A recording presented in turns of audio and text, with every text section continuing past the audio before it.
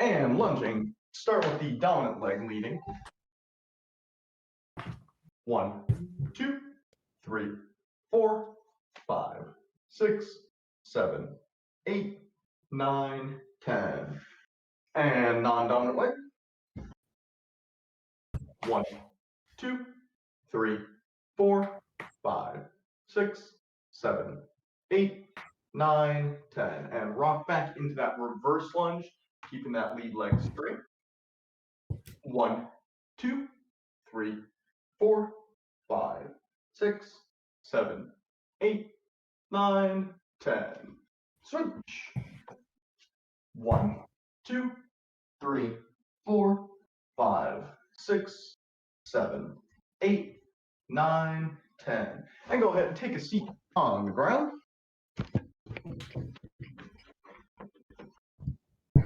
One leg up, other leg in, reach and touch your toe. 1, 2, 3, 4, 5, 6, 7, 8, 9, 10. And switch. 1, 2, 3, 4, 5, 6, 7, 8, 9, 10. And both legs up. Touching both of them at the same time. 1, 2, 3, 4, 5, 6, 7, 8, 9, 10. Both legs in for butterfly.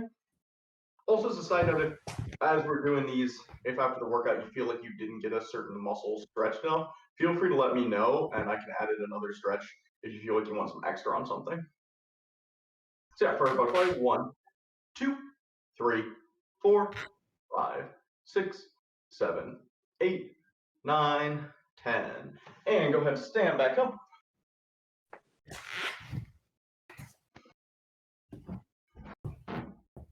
Ankles.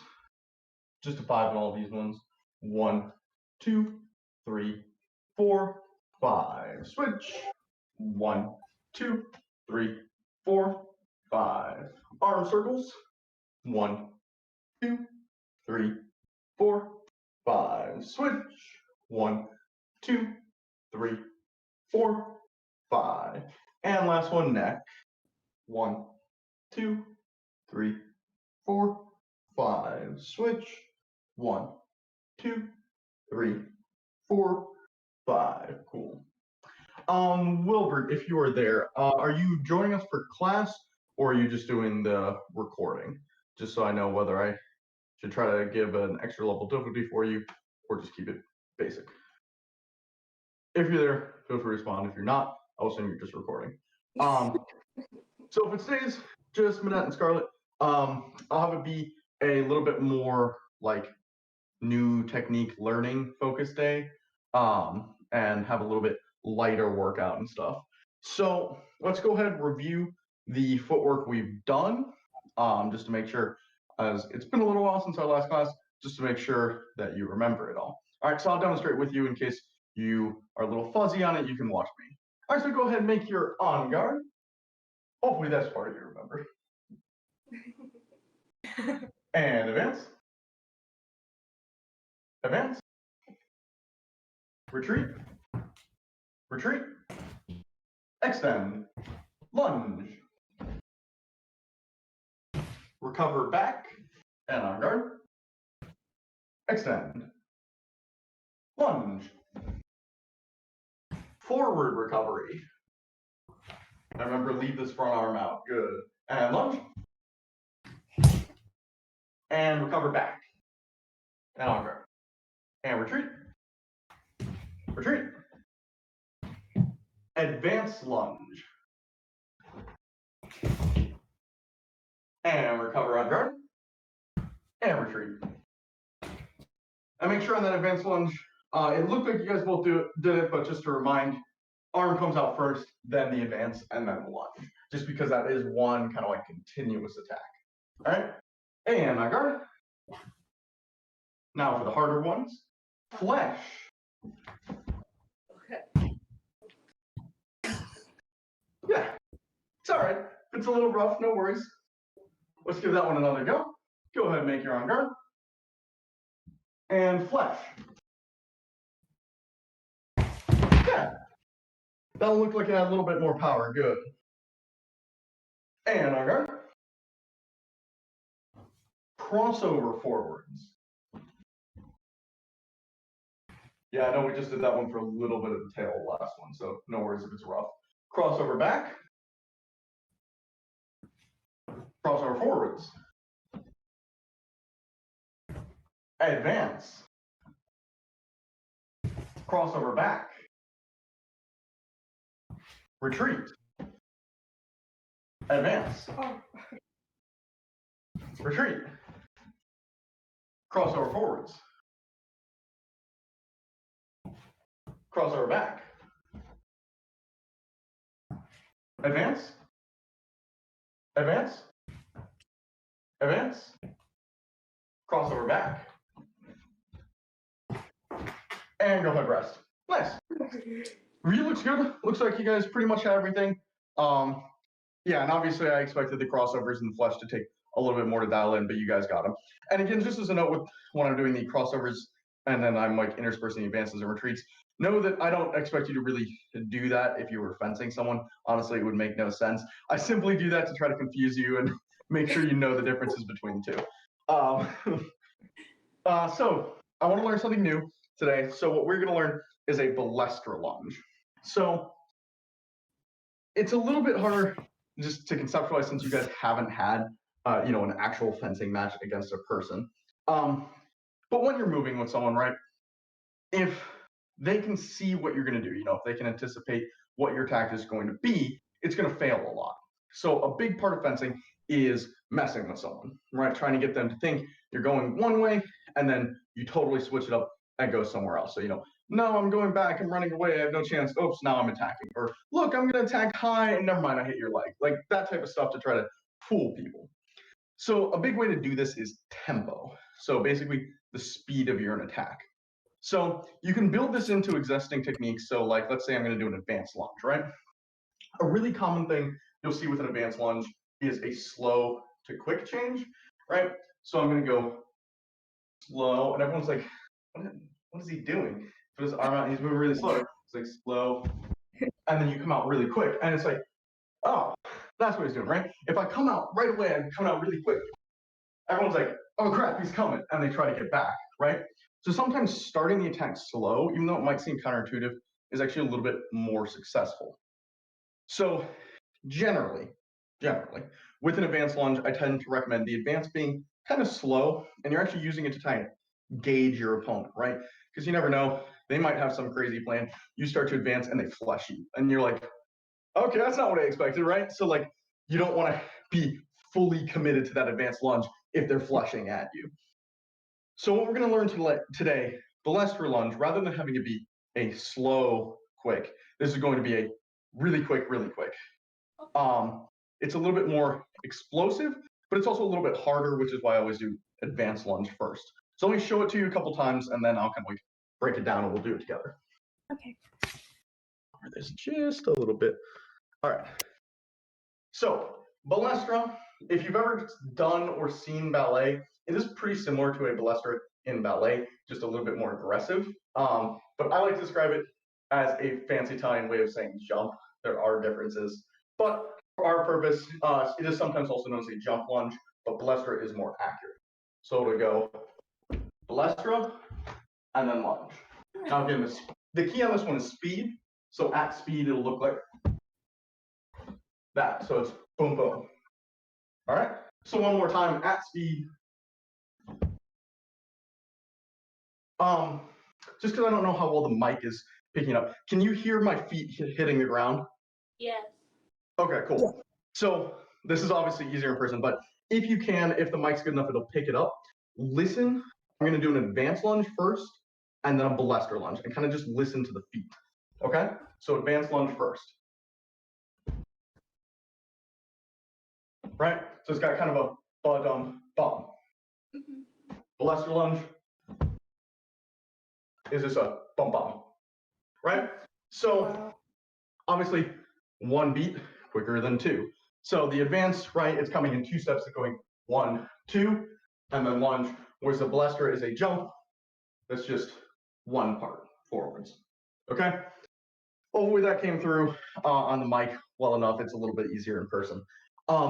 So breaking the ballista down kind of step by step. So again, this is all an attack. So the arm comes out first, especially on this one. The advanced lunge, especially once you get more confident, you can get away with letting the arm come out a little later because your advance is slow. So you kind of slow and then have it come out, right? But the ballista lunge, pretty much always that arm's coming out first. Okay? So for the ballista, you're going to kick this front leg out first. So the front leg leaves the ground first, but they're going to hit the ground together. All right? So when you're doing this, you can audibly check yourself. If you hear a, it means you're going bum bum, and the rhythm's not right. That's more similar to an advanced lunge. You want it to be where it's just kind of one together. All right? So one last demonstration, and we'll work it together. So it'll be arm, you'll kick your leg out, then the back leg follows, they land, and then your lunge. Okay? So it is a jump, but the key with this is you don't want to go really far up, right? If I'm coming out and I go, other than the fact it's super, super obvious and everyone will see it's coming, it's not fast at all. It's ridiculous, right? So you'd be amazed. I get so many people, I'm like, all right, we're going to do this. And they watch the demonstrations and they're like, yeah, we're going to do it. And I'm like, me. no worries. It's really common. So that's why I made a note now before we do it. Because it used to be, I'd say, all right, let's try it. And then every time I had to give that note. So now I'm like, let's give the note ahead of time. And then we can do it. So this really, it's going forwards. You're getting off the ground a little bit, because if you're not getting off the ground, it's not a jump. But the main thing is the forwards portion, not the upwards portion. As a side note, this is the same idea on a flesh, right? So if you're fleshing, you don't want it to be way over here. It looks nice. It looks kind of ballet-esque there, but it's not really taking you towards your opponent. Your opponent isn't up there unless you're fencing like a 6'8" guy or something. So you want that to carry you forwards. Make sense? Yeah. Cool. Let's try it all together then. We'll take it step by step and make your on guard and extending your arm. So remember, for the ballista, front leg goes first, but they land together. All right? And try a ballista. Good. And lunge. Sorry. And recover on go. And retreat back however many retreats you need to get back to kind of your starting position. And extend. Ballista. Lunge. And recover back here on guard. And retreat. And one more time, extend. Ballista. And lunge. And recover back here on guard. It looks pretty good. So again, the easiest way to check whether you're doing it right is just listening. So if you hear kind of one nice solid hit, it's probably correct. If you're hearing kind of a staggered hit, try to get your feet to land together. The other reason for this, aside from having it be like technique-wise, is if I have one foot on the ground, right? So let's say I've landed, this foot's on the ground, but this foot hasn't hit yet, right? I can't lunge. There's not going to be unless if you're really athletic, I really would not recommend trying to lunge off of a single leg. Most likely you're going to end up doing a face plant, right? Likewise, here I can try to lunge, but again, your balance is going to be a little off. So when both of your feet are on the ground, you're in that nice stable position where you can immediately get the lunge. All right, so what we're going to do now, connect it. Rather than having me go extend, ballista, lunge, all I'm going to say, ballista, lunge, make sure you still get all three steps. A quick note, just because this is another thing I see, don't combine the ballista and lunge into one. I see this a lot, where they go, and they jump and land in the lunge. Make sure you keep it 2 distinct steps. So make sure you still that ballista and then the lunge. Cool? All right, go ahead, make your arm ground. And again, this doesn't have to be super fast. You're just trying to get it smooth as opposed to fast. All right? And ballista lunge. It's totally okay. Again, I would say Like 80 to 90% of people do that exactly. So no worries at all. We'll give it another go. And in your on guard. So again, if it helps you think step 1, 2, 3, or you can literally say extend, balestra, lunge. All right? And balestra lunge. Yes, better. Let me see you guys do it one time without me demonstrating, just so I can really watch. Ready? And balestra lunge. Pretty good. Other than balance, both you guys look good. Actually, Scarlett, sorry, your balance was fine. Minette, a little stumble there, but both you guys, the balestra and the lunge part looked really good. Let me see it one more time.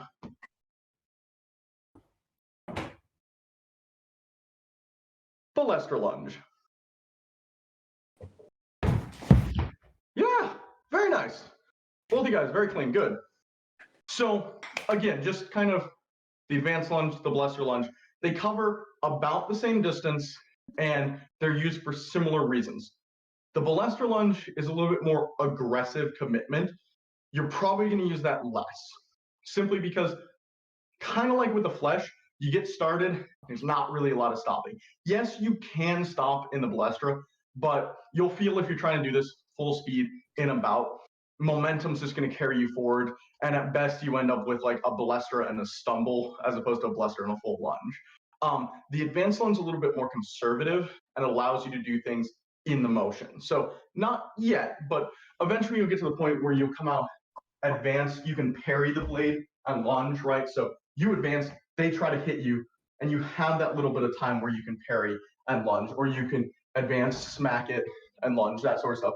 So that's the one you're going to use most of the time, but I still want you to know both, especially if you're against someone who's not very confident. It sounds mean, but if you're against someone who's a little bit timid, they're kind of, you know, they're not pushing you, they're kind of just letting you go. This is when the lesser lunges are really good. They're explosive, they're a little bit scary, especially when you're on like the hardwood of the gym. They're pretty loud, so they've got a nice resounding boom boom and stuff. So they have a little bit of a psychological aspect there as well. Any questions on the lesser lunge or flip on the advanced lunge? No? No, I'm good so far. Good so far? All right. I think you guys picked that up pretty quick. Yeah, all right. So I want to do one more technique. This one's a little bit harder. We'll cry a little bit of mental work, but kind of sticking with the theme of messing with your opponent, right? So that one was fooling them through tempo, so a change in the pace of your attack. This is going to be fooling someone through your distance, particularly distance change. So obviously, if I'm running away, people assume they have the advantage. They're going to come into attack. Likewise, if I'm charging them, most people are going to run backwards. So that's kind of just basic, right? If you see a guy running at you with a sword, the instinct is to move away. Likewise, if you're winning and you see they're running, the instinct is to follow and score the point. So we're going to use that to our advantage, and we're going to do what's called a check step.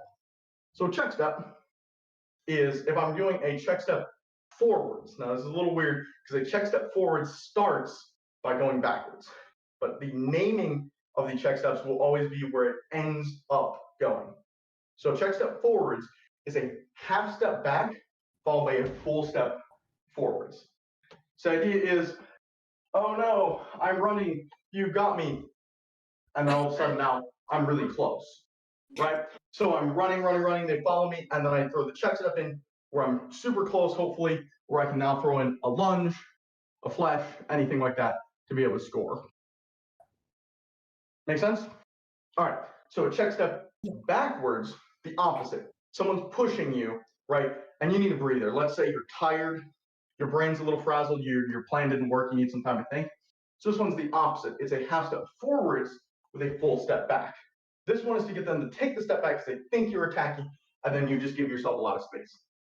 This is most effective if you do what's called a body feint with it. So if I go, it's kind of like, oh, I guess this foot moved forward. But if I come up and like that, it's, oh, look, he's attacking. Everything's coming forward. Nah, I'm not really attacking. Just messing with you, right? So, because this one you want the flinch. You want them to go like, oh, shoot, and to back off and give you that space, give you that 2-3 seconds to breathe, think, whatever it is you need. Okay? So, go ahead and stand up. Let's try these together. we'll take it step by step. We're going to start with the check step forwards. Again, check step forward starts with half step back, but it's not a full step forward. You'll also feel there's a part in here where your legs are pretty spread. You're almost like in a lunge because you've gone back and now forwards and now you're following. So if you feel like you're kind of getting close to a split, don't worry, that is normal. All right, so go ahead and make your on guard. For our check step forwards, we're going to take a step back, basically the first half of a retreat. And from this position now, take a full step forward. So front leg first, back leg follows. Okay? And again, back leg goes back, and then a full step forwards, leading with the front leg. And go ahead and reset, just because I want to get a couple more of these in. This time I'm just going to say check step forwards. Again, make sure it's back and then forwards. Okay? And check step forwards. And check step forwards. And one more time, check step forwards. Yeah, good. Go ahead and rest for a moment. That was nice. So the key on this will be one, sell the backwards motion, right? So sometimes when people are more experienced, this stuff can actually be less effective because they're really quick, right? So they go, and they're like, well, why didn't they come in? I took a half step back. It was too fast, right? No one has time, like if I'm bouncing and I go like that, you don't have time to react to that half step. Maybe you saw it, but by the time you processed it and thought about it, it's too late, right? So it can be effective even if you're bouncing to go, again, that idea of everything coming back. Oh no, I'm really running. No, I'm not, right? Likewise, it'll be the flip on the forwards. And the second thing on this is to be light on your feet. So if you go, that slow dragging motion, it's too slow. So then you give them time to react. So this should be big and kind of slow, make it look like you're struggling, and then this should be quick. So having it have kind of is the ideal sort of tempo for that. Cool. So now let's try the other way. We're going to try check step back. So you're going to want to come forward for this one because our motion is going to take us back. All right. So starting out with the half step forwards, and now a full step back. And again, a half step forwards, full step back. A quick note for this, make sure your half step forward isn't too much. If it's a really big half step forward, you're really going to be struggling to get that step back, right? So it can be kind of small, and then your step back. One more time, half step forwards, and a full step back. Cool. All right, go ahead and reset here. And this time, I'm just going to say check step back. And then you'll practice both motions. Okay? And on guard. Check step back. Good. Check step back. And one more time, check step back. Good. Yeah, very nice. So with both of these, again, this is something that feels kind of weird when you're just on your own. When you're in a bout, what you'll find is you actually do this without thinking like, oh, it's a check step back, right? You're just moving and you're like, wait, no, this is my time to go. And you're like, oh, hey, that was a check step. I just kind of canceled my step halfway through it, right? So this is kind of just getting you used to that motion of the switch. Because also with the upper body, there's this tendency to go like, and really let it like kind of wibble wobble. I'm obviously exaggerating. I hope you don't fence like that, or you're the what's it, the wacky wavy inflatable tube man.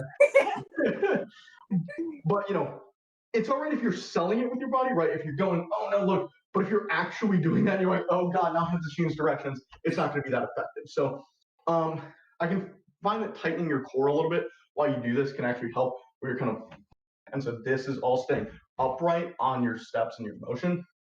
But again, you'll get a better feel for it. Hopefully next semester if we can fence in person. Any questions on any of that? No. Awesome. So I will say you have learned probably 90% of the footwork that we're going to work this semester. The only thing we have left is ducks, which are pretty simple, kind of like they sound. So yeah, the footwork, not too intensive yet. It'll more just be combining it and smoothing it out, right? So you want eventually your advances and retreat to be really quick, really smooth, and you should be comfortable with moving it. So Wednesday we'll learn ducks, and after that, a lot of our footwork practice will be more getting it to be a little bit more comfortable for you, a little bit quicker. So would you guys rather do extra blade work or a light workout? Light work. Leave it up to you. Light workout. Light work. Light Okay. workout and Blade. no, we can split. We can split. I can give one person a workout and one person blade work. No. Let's do blade. Blade work? You sure? Okay. Are you sure? I don't want you to feel like you're not getting the workout in. I'm happy to help you. Okay. All right. So what we're gonna do first, I want to review 6 and 8 and Scarlett. I know you didn't really get a lot of chance to work 8, so I'm gonna spend a little bit more time on 8 just so you can feel a little bit more comfortable with that. We'll also review 1, which is the parry across the body against fleshes that we did last time. And if those all look good, maybe we'll do a new parry as well. Or we might get into disengages, which is the counter parry, kind of depending on how I'm feeling. All right, so go ahead, grab your épée.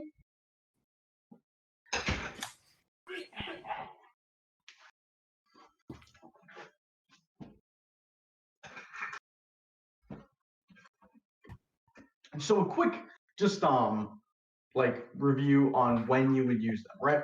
So from my on guard, parry 6 is used primarily against attacks to the bladed arm, right? So this is the best spot on a person to hit, by the way. Like this hand, this arm, because if you hit this hand, I really can't do anything, right? If you put it right here in my bicep, my arm can't really come forward. So you've pretty much denied to me any aggressive action. My only real chance is to defend then. So this is where you get attacked the most because it's closer and it's the best target. Thus, parry 6 is the #1 most important parry you're gonna have, right? So 6, defending here. Parry 8 from my on guard, defending here. So this dominant leg, hip, and then stomach underneath the guard of my weapon. Okay? So that's kind of review on where they're covering. How they look, parry 6, and again, I apologize if this is a little slow if you remember it well, but I'd rather have it be a little bit too much than make you feel like you're getting left behind or anything like that. So starting with parry 6. Again, 2 ways I like to teach it. First is drawing a C from the bottom around to the top. And the other option is using a clock. So starting, if you imagine, I'm gonna set slightly offline just so you can see my tip.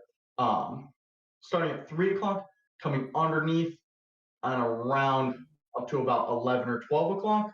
And then again, using that wrist to scoot it off to the side. Okay?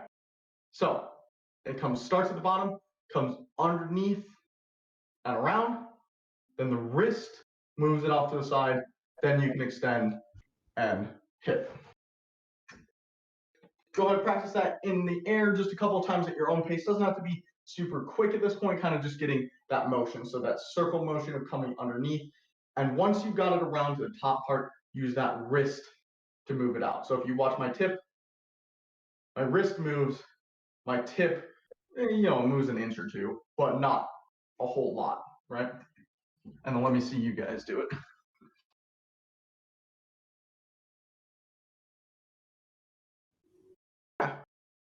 Nice minute. Make your motion just a little bit bigger, Scarlett. Right now, it looks very clean and tight, which is good if like they're attacking right at your wrist. But if they're coming higher up to the shoulder, you want to have it be just big enough that it can still protect the shoulder. Yeah, you can take it a little slower for right now too. It doesn't have to be super quick. So coming underneath, around, and then out to the side. Yeah. Cool. Now let's try throwing in a lunge with it. So making an actual riposte, right? Most of the time you won't be lucky enough to just be able to parry, stick your arm out and have your opponent run into it. Once in a while you get that lucky. Most of the time, not so much. So from your on guard, taking that parry 6 again, using the wrist moved offline, extend, lunge, because that'll be the way you're really gonna be able to score the hit. A quick note on this, make sure when you have parried and you extend, so if I parry and I use my wrist to move it off, right? When I extend, my wrist needs to stay out. See how it's not in line with my shoulder like this? It stays out to the side. This is key because if I move it back like this, then they can kind of push against it and oftentimes hit the outside of my arm. So you want to keep out like this because their blade is going to be over here. So you want to keep it angled out to the side. So we parry, use the wrist. When you extend, keep that wrist out and then lunge to hit. And let me see you guys do it a few times just at your own pace.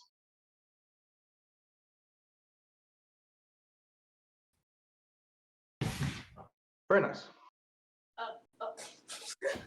Sorry, I was looking at Scarlett there.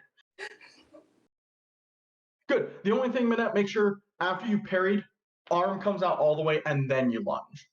But the parry itself looked very good. Nice. And let me see Scarlett again. So like this. Yeah, just like that. Good. Both of you guys, very nice. So obviously it is a little bit abstract because you are just doing it in the air and there's not a blade to do a parry with. And it will feel better when eventually you've got a target and you're like, oh yeah, I see how the circle helps, and you'll get a little bit better feel for it. But in terms of watching you guys in the air and technique-wise, it looks good. Biggest thing to keep in mind with this is when you're doing the parry, your opponent's going to try to push back most of the time, right? Generally speaking, people's instincts, if you push against them, they push back. And I will say, if you've done any martial arts or anything, a ton of martial arts teach non-resistance. So if you push, you go with that direction and step off to the line. That is the ideal in fencing as well. But especially when you're fencing other newer fencers, when you parry, they're going to push back. So make sure that you kind of got the strength to be able to fight against it. Strength isn't a huge component, at least arm strength in terms of fencing. So the only time it'll probably be a big issue that you'll feel is if you're fencing like a pretty buff guy or something. Most of the time you will have the advantage because of leverage, right? So if you're parrying back here and you're parrying this section of their blade because they're attacking, right? You have a big advantage on leverage. So even if they are a little stronger than you, you'll find it's not too much of an issue. This, again, he's actually graduated. We used to have a guy, Aditya, he was like a really buff bodybuilder, Indian guy. You would feel it on him where you parry and he's just like, how about no? And he would just push you back. Most of the time, you won't feel that too much, but just to be aware of the fact that there will be resistance on your parry. Cool? All right, let's do the same thing now, but with parry 8. So again, that's defending lower body.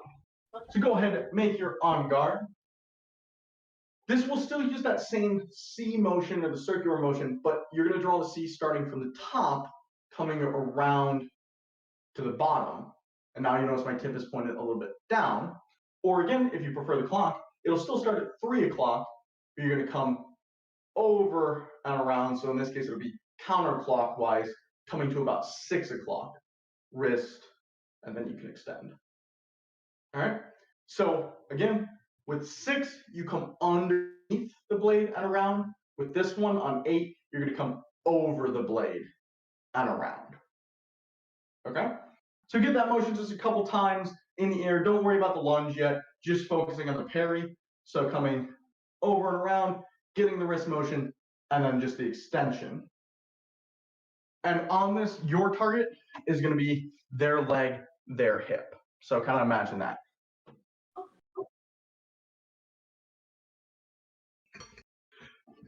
Aim a little lower, Scarlett. Right now, you're kind of, it looks like you were posting more like center of mass. You want to bring your target down. So they're aiming low on you. The easiest place, yeah, exactly, is to hit low on them, like thigh.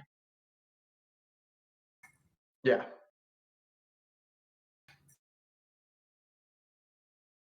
Yeah. All right, let's go ahead and add in the lunge because I see, Minette, you're already getting like a half lunge in there. So I think we're ready. We'll go ahead and throw in the lunge with it, make it a little bit more realistic. So with this one again, you take your parry, your wrist comes out when you extend. Make sure the wrist stays out to the side, and when you lunge, that wrist staying out. Don't let it come back into the center. All right. And if you imagine a person in front of you, you can imagine they're the same height as you or whatever, you're going to want to aim for the thigh. Okay? I'll do it a couple times just to demonstrate with you, and then go ahead at your own pace, go ahead and go, and I will watch.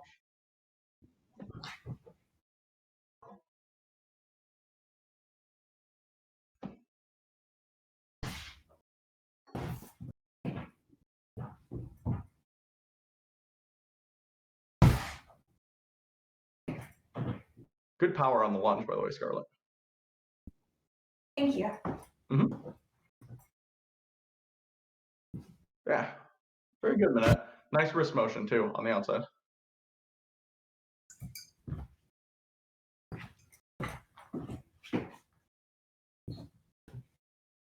Yeah, the only thing, Minette, keep your tip just a little bit lower, because you're starting out low and you're defending leg, but you have the tendency when you attack to bring it kind of back up and coming like almost straight in. So keep it kind of angled low. Yeah.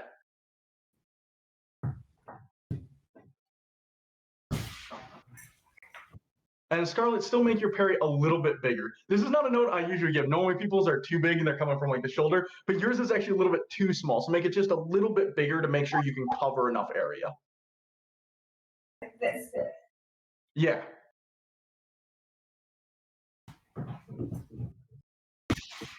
Good. And just don't forget the wrist on it as you come out, moving it out to the side. Yeah. Exactly. Very good. All right, looks good. Go ahead and rest, both of you guys. Yeah, it's looking nice. Both of you guys are having nice, solid, like arm work. Like you're not letting it come all over the place. I definitely see what we like to call the windmill parries a lot of times, where the person's coming out with like their shoulder and doing them like it's a broadsword or something like that. Both of you guys are good about keeping them small. And actually, I don't know if I've ever had to give the note, at least not at GSU, of making them bigger. So if anything, Scarlett, I would say it's better to have them be really precise, because once you get more experience and you can tell exactly where it's coming, a small parry is good, right? Like don't waste any motion. But for right now, I want it just a little bit bigger just so it's a little broader. But both of you guys are looking good with it. Let's go ahead and do our parry one, because that is a little bit different. I'll say all the parries feel somewhat similar to each other, except one. It's an outlier. It's just totally different. All right? So go ahead from your on guard. 3 steps on the parry one. So step 1, drop your tip down. All right? Step 2, looking at your quote watch, right? And just make sure it either comes under your eye or over your eyes. Don't actually bring it directly in front of your face, right? And from that position, you're going to angle the tip to get that riposte. All right? Let me see you guys just do that full motion a couple times through.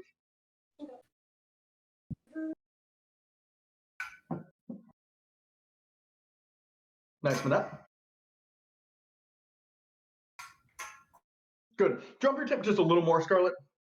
Just actually, real quick note, guys, watch this just because this is a good. I like to give the explanation of why, because you guys are nice. You, when I say do this, you guys do them. But I do like you to know why. It's not just because it looks cool or whatever. So much easier when I have a person to actually aim at me. So if I have a blade pointed at my chest, if I go straight to the look at my wrist motion, you'll notice I've actually come around their blade and I've trapped it in, so it will actually make it easier to hit me. So this is why we drop the tip first, because then when we bring it around to do the looking at the watch motion, it moves their blade out to the side, and then I can come in to hit, right?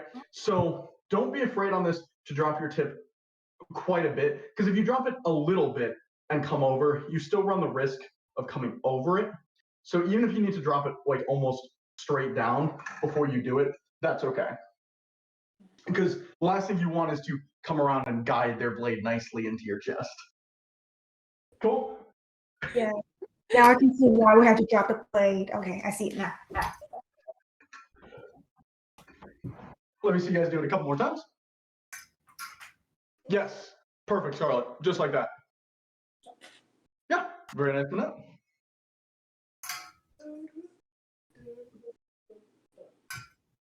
And you guys are knocking this out. It looks super good.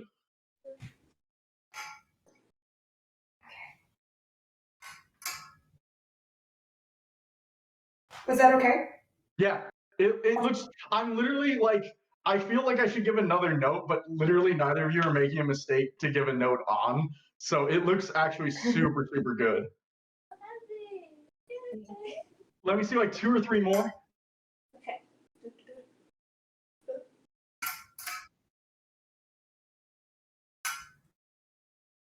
Yeah, very nice. Go ahead and rest. Yeah, because it looks great. So the only thing I'm gonna have us do is take it a little bit more advanced because really there's not any mistakes on it that need to be corrected. So good job. Especially because this parry honestly is a little bit harder of a parry, but both of you guys making it look easy. So good work. So what we're gonna do now on the riposte. So you've got lovely parry. You've been making the riposte motion, and it's a totally correct riposte motion. The only hesitation I have on the kind of conservative one is it really relies on them being a strong flesh where they're really coming past you. So try to get a little bit of body motion in where you maybe step in with the riposte, or I like to do a little like skip, like where I pretty much just bring my back leg and I replace my front leg and kind of kick the front leg out. So I have like that, just because I feel like it's a little bit smoother motion. It could even be a jump in, or if you want to be fancy, you can do like a body where you're just kind of rolling back and popping back forwards. Any of that works, but just that way you're compensating in case they've realized they've made a mistake, they fleshed you, and they're not quite going to run into it. They're trying to stop, so your tip ends up like here, where you can just bring it in a little bit, the extra foot or so to be able to score. Make sense? Yeah. Cool. So play around with it because everyone's got a little bit different way they like to move in. It can be a step, it can be a jump, a skip, a hop, whatever you want, but just something that takes you in towards your opponent.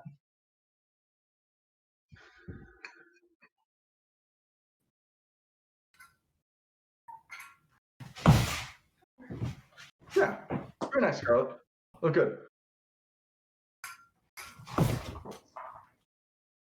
Minette, make sure you do the parry first, so fully do the parry and then step in.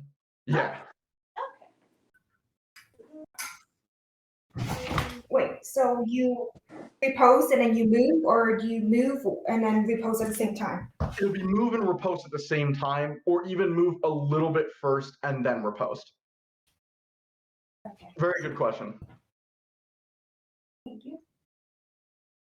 So is it? Yes, like that, Minette, just don't forget the blade hit at the end. But the order of it was perfect that time.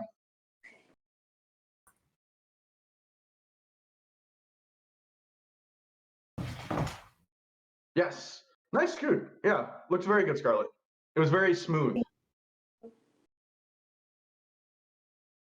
Yes, like that, Minette. Nice. Yeah, it's looking good, both of you guys. I know that wrist motion's a little bit weird trying to get that angle in, but it looks like it's working. Let's get like 2 more.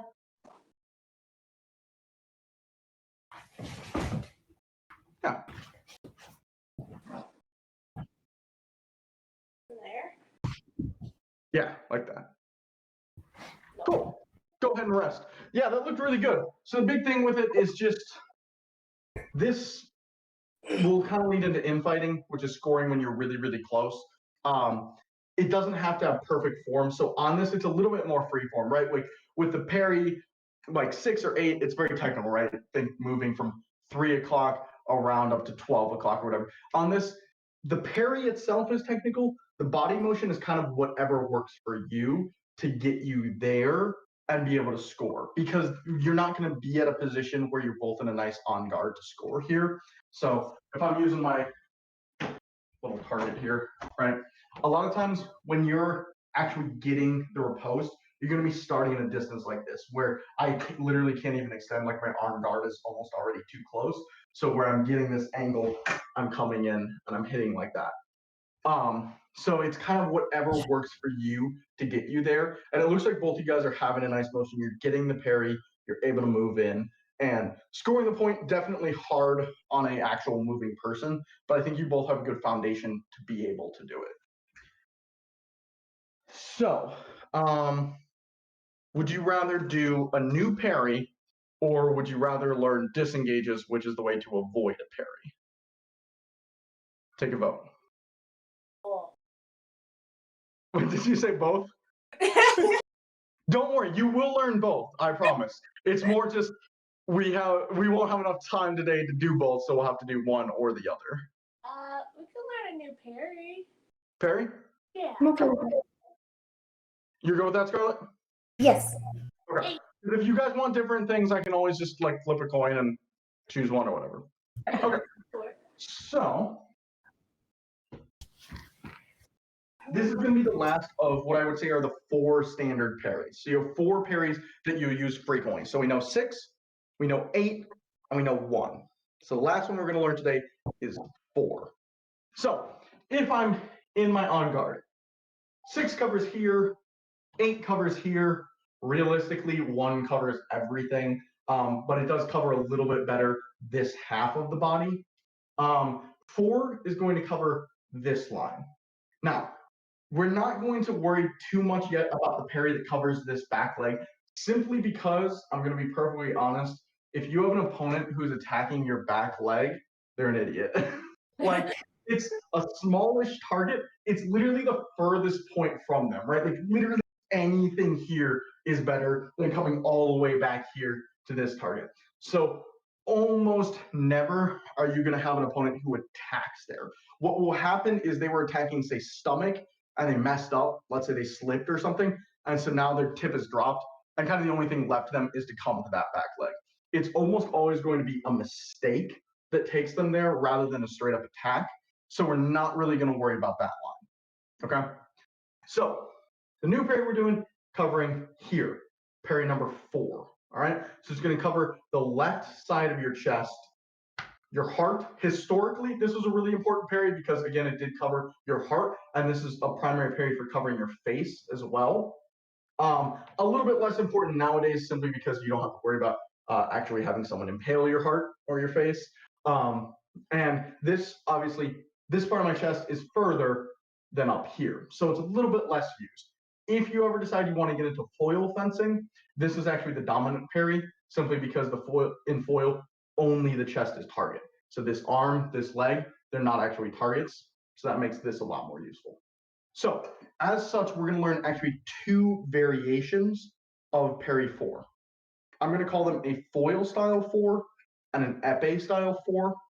You might hear different terminology if you go to a private club or if you learn in the future from a different coach. So just putting it out there, I am using epee style 4 or foil style 4. You might hear beat 4 or hold 4. You might also hear frappe 4 and croise 4. Those are if they like the old style, if they're a little bit more traditional. Beat and hold, you'll hear commonly. I like to use epee and foil simply because a lot of our students have learned foil, and it just makes the transition a lot easier for them. But just putting it out there, you realistically probably 2-3 years down the road, if you're learning from another coach, you probably won't remember this, but just so you know, there are different names for it. Okay? So we're going to learn the foil style first because it's so easy. It is literally the easiest parry of anything you'll learn. So from your on guard, you move your blade straight across your chest like that. That's all there is to it. It's really that easy. It is straight across your chest, and the idea is I have an opponent. They're pointed here at my chest. I come straight across, and I'm simply hitting the blade away from me. That's why you will sometimes hear it as a beat 4, because I'm beating the blade away from me. It is super straightforward. It is literally just across and smack. The only big note on this is you want it to come from your wrist like this, not like a windshield wiper like this. Because if I smack it like this, 1, you actually smack it kind of down so it can come towards this back leg. And 2, now my tip pointed over there. So they're not about to hit me, but I'm also not about to hit them. So I want it to be straight across like this. That way my tip is right there and I can come straight in and hit them. All right, so go ahead and make your on guard. Practice this one a few times. Again, this one is not particularly difficult. So from your on guard, come in straight across your chest like so, and then you can extend, lunge, and hit. And practice a couple times at your own pace. Across, extend, lunge, and hit. And let me watch.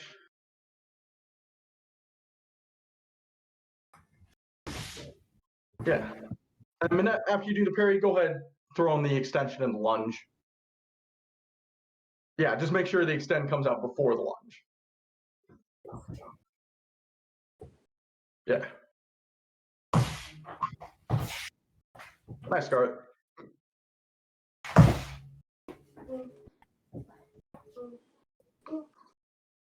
Sure. All right, go ahead and rest. The big note on this one is force. Because this one is technique light, it is power heavy, right? So if I've got their blade pointed at me, if I come across and it's kind of just a, right, I'm only moving in a couple inches. So maybe it's enough to barely clear it, but they can come right back. So you kind of want a big hit so you really clear it. This is probably, I was saying strength isn't a big deal. This is that one parry where strength will definitely help you a lot because it is basically about your ability to smack their blade really hard to move it. A technique to help you, it'll be hard to judge right now whether you have enough force to move a blade, but once you're fencing with someone, if you try this and you're like, man, the blade's really not going anywhere, technique is to start in supination like this, and as you move it across, snap over into pronation. So you get that twist that gives a little bit extra force. So you get the straight across motion and you get that twisting motion. And it just about doubles your power on it.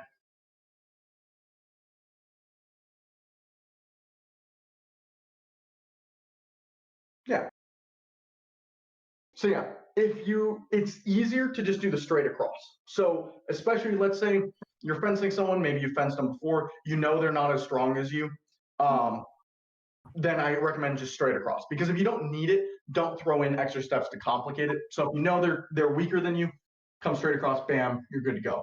If you're fencing, and this is not meant to be sexist, you are both women, men will generally speaking be stronger than you. Now, it's not universally true. Certainly, you guys who are weaker, you can get super buff. My girlfriend is a martial arts instructor. She is very, very strong and can totally blow me out in a push-up contest. So it's not universally true, but generally speaking, you'll probably have less strength than if you're fencing guys. Girls, it's going to be a toss-up depending on who you're fencing. This is when you're going to want that twist of the wrist to give you that extra power. Big thing on this is watch your tip, right? So if I go like this, my tip has a tendency to come out to that side. So you're really gonna have to make sure on that twist, you wanna keep it as much as you can in line. The wrist, when it bends this way, it is gonna come a little bit out to the side. Make sense? Yes. All right. I think, yeah, we got 5 minutes. We're gonna try the hold style 4. This one doesn't seem that hard in the air, as I was trying it earlier before class just to get a feel for it. It feels a little bit more difficult when you're actually against a blade. So it starts the same way. From your on guard, your wrist comes straight across your chest. The difference here is it's not a rapid motion that's designed to smack it away. You're simply placing it there. You're then going to extend at this angle and then lunge. So I'm going to extend at the ground just so you can kind of see the angle my arm is making with my blade. So if I this way, it extends like this. So my arm is coming out and my blade angles a little bit back in. So if I'm going straight at someone, it's like this. And when I lunge, you'll see my tip coming straight at the camera, but my wrist is still out to this side. This one is hard because it is a little bit of an awkward position for your wrist to get out there and have that back in angle. All right. So again, from your on guard, you're gonna come across your body like so. Now, when you extend, keep this wrist out on your extension, but make sure your tip comes back into point in front of you. And then you can try lunging. Yeah.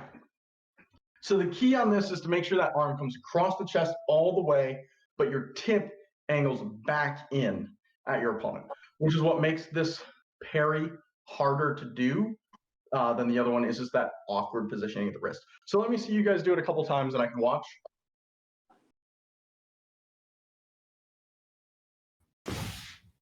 Scarlett, would it be possible for you to go straight at the camera? Yeah, just because at the angle, I'm like, I can't really tell if you're doing it right or not. Okay. Thank you. Appreciate it.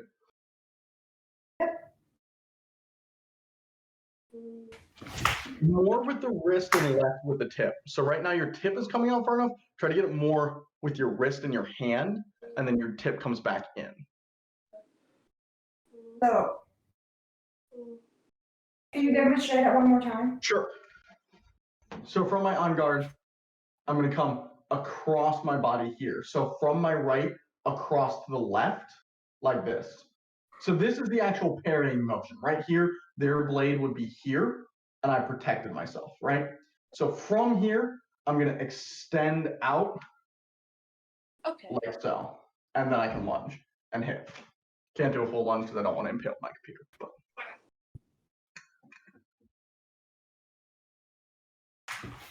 Yeah, better.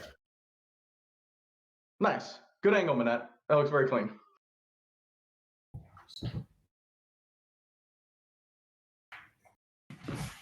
Again, Scarlett, try to make this one a little bit bigger. Because remember, it might help to think about where you're covering. So a lot of times you're covering this hard and this shoulder.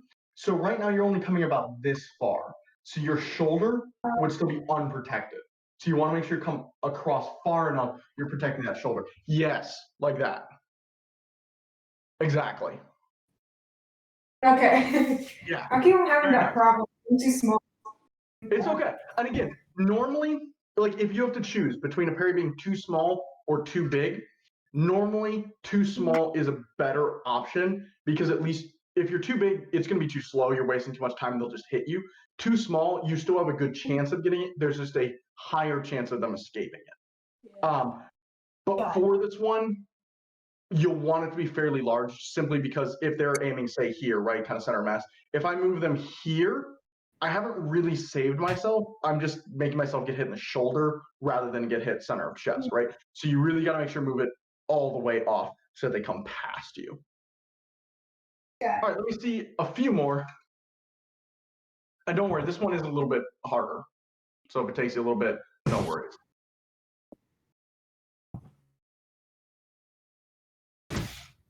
Manette, for this one, make sure your tip is still above your guard. So right now, you're actually doing a parry 7, which you haven't learned. So good job in doing a parry we haven't learned.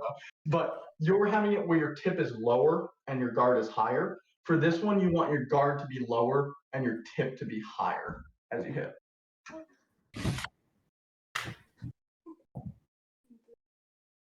Yes, like that. Nice. You went back to being small parries, Scarlett. You had a good one. You had a good one that covered the full chest, but then it went back to being a little too small. Yes. Yeah, more like that. Okay. Good. Yeah.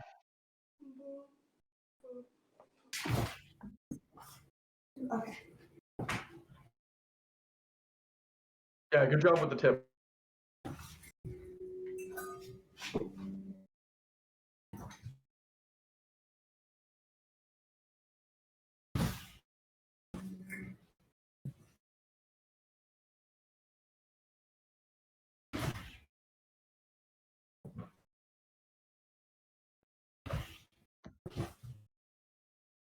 My internet is struggling. Oh no. All right. I'm back. I can see both of you guys again. Can you see me? Can you hear me? Yeah. Okay. Yes. All right. That's 6 o'clock. That's our time. Any questions on either the Blesser lunge, check stab, it could be parry 4, either style, anything we've done today? Or again, it could be about fencing in general. No. No? All right, cool. No, I think that's pretty good. So, question. What kind of exercises do you recommend after practice? Yeah, so fencing, number one, you're going to want lower body. So plyometrics are preferable. So you seem like you're in pretty good shape. So I'm going to use exercise terms. If you don't know what they mean, no problem in terms of asking them. But yeah, so like explosive, like jump lunges, jump squats, really, if it has jump in the name, it's probably a good workout just because you're doing a lot of motions in fencing that are really explosive and they are plyometric in their own nature. In terms of upper body, I like doing push-ups just because it's an easy way to show progress, but you really don't need a lot of chest or back. Arms are going to be your focus. So if you've got dumbbells, you can do traditional things like tricep kickbacks or bicep curls, but honestly, I would recommend do fencing motions with a dumbbell, right? As you felt, an epee is not super heavy. It's by design. They want you to be able to move it quickly. If you've got a 5-pound dumbbell, you're never going to move it as fast as an epee, but try doing some of the same stuff. Try doing a parry motion, an extension, and a lunge with a 5-pound dumbbell, 10-pound dumbbell. If you're being ambitious or whatever, you'll really feel it in everything, really, in terms of your arm. And then you want core work just because it's a lot of stabilizing. So doing just body weight, you don't need to be doing it with like a kettle plate or anything like that. So simply doing things like twists, sit-ups, planks, that sort of stuff. But if you were going to say, all right, I'm going to do a workout plan, and I want to hit full body, if you're just looking at for fencing, 60% lower body, 25% core, and 15% arms. And then chest and back, I mean, it's good to do if you want like a complete workout to be just a good shape individual. But in terms of fencing, you really won't need any back or chest. Sounds good. Thank you.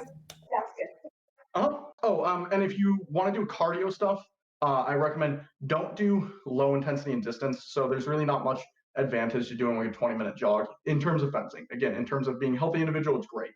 But because the way fencing will work is it's very high intensity, but it's got a lot of breaks. So every time you hit, you guys will both stop, reset and start again. And then every couple of minutes, you'll get a break. So you're better off doing something like sprints or uphill bicycle and then a rest, or like a slow downhill and then an uphill, like things like that. So more interval training, like HIIT, that sort of stuff. Got it. Thank you. Yeah. Cool. You're very welcome. If you ever think of any questions or anything outside of class too, feel free to send me a message on GroupMe. My GroupMe's been weird and I haven't been getting a lot of notifications, so I apologize if I don't respond right away. I'm not ignoring you, I promise. I just probably didn't get a notification. Cool. So our next class will be Wednesday, and that'll kind of, like I said, finish up the new stuff learning part of the class. And from then on, it'll be more refinement, application, kind of learning more of the details of it, that sort of stuff. Sounds good. All righty. Thank you very much, guys. See you Wednesday. Bye. Thanks for coming. Bye. Bye.